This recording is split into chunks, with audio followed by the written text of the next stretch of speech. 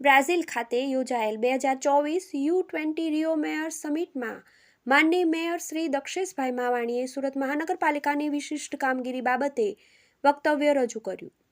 Bloomberg ફિલાન્થ્રોપીઝ દ્વારા તારીખ 14થી 17 November 2024 દરમિયાન બ્રાઝિલના રિયો ડી જાનેરો ખાતે 2024 U20 રિયો મેયર્સ સમિટનું આયોજન કરવામાં આવેલ. જે સમિટમાં આમંત્રિત સુરત મહાનગરપાલિકા તરફથી બ્રાઝિલ ખાતે સુરત શહેરના પ્રથમ નાગરિક માનનીય મેયર શ્રી દક્ષેશભાઈ માવાણી સહભાગી બન્યા હતા. જે સમિટમાં માનનીય મેયર શ્રી દક્ષેશભાઈ માવાણીએ પોતાનું વક્તવ્ય રજૂ કરતા જણાવ્યું હતું કે ભારતનું 8મું સૌથી મોટું શહેર અને વૈશ્વિક સ્તરે સૌથી ઝડપથી વિકસતા શહેરી કેન્દ્રોમાંનું એક સુરતનું પ્રતિનિધિત્વ કરવું એ સન્માનની વાત છે. સુરત શહેરી ઇનોવેશન અને ટકાઉપણુંમાં મોખરે રહ્યું છે, જેના કારણે આ પ્રતિષ્ઠિત મેયર કોન્ફરન્સમાં આમંત્રિત કરાયેલ ભારતનું એકમાત્ર શહેર છે. સુરત તેના મજબૂત શહેરી આયોજન અને માળખાકીય વિકાસ માટે જાણીતું છે. શહેરે તેના તૃતીય ટ્રીટમેન્ટ પ્લાન્ટ દ્વારા ટકાઉ જળ વ્યવસ્થાપનની પહેલ કરી છે, જે ઔદ્યોગિક ઉપયોગ માટે ગંદા પાણીને રિસાયકલ કરે છે. આ પહેલ મારફત વાર્ષિક અંદાજે 17 મિલિયનની આવક મેળવવામાં આવે છે, જે તાજા પાણીના સંસાધનોનું સંરક્ષણ કરે છે. પર્યાવરણીય સ્થિરતા તરફનું એક મહત્વપૂર્ણ પગલું છે.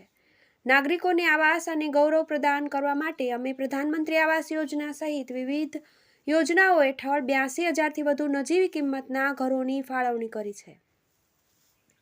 સુરતના લોકો માટે એફોર્ડેબલ હાઉસિંગને વાસ્તવિકતા બનાવવાના તેમના માર્ગદર્શન બદલ વડાપ્રધાન શ્રી નરેન્દ્રભાઈ મોદીના આભારી છીએ.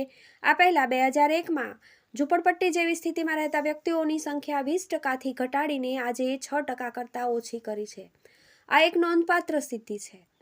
હાલમાં સુરત મ્યુનિસિપલ કોર્પોરેશન દ્વારા ઉપયોગમાં લેવાતી કુલ ઉર્જામાંથી 28% ઉર્જા સૌર અને પવન ઉર્જાના સ્ત્રોતોમાંથી આવે છે. અમારી સોલાર રૂફટોપ પહેલ 431 મેગાવોટની કુલ ક્ષમતા ઉત્પન્ન કરતી 87,000થી વધુ સ્થાપનો સાથે સુરત સૌર ઉર્જામાં અગ્રેસર સ્થાન પ્રાપ્ત કર્યું છે. 2030 સુધીમાં અમારી ઉર્જાની જરૂરિયાતોમાંથી 50% રિન્યુએબલ સ્ત્રોતોમાંથી પેદા કરવાનું અમારું લક્ષ્ય છે.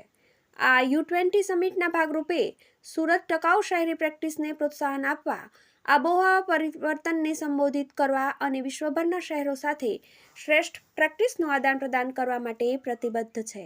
શહેરના ભવિષ્યને ઉજ્જવળ બનાવી શકીએ. વધુમાં તેમણે આ સમિટમાં ઉપસ્થિત અન્ય સિટીના પ્રતિનિધિઓની મુલાકાત લીધી હતી. TV18 news, Surat.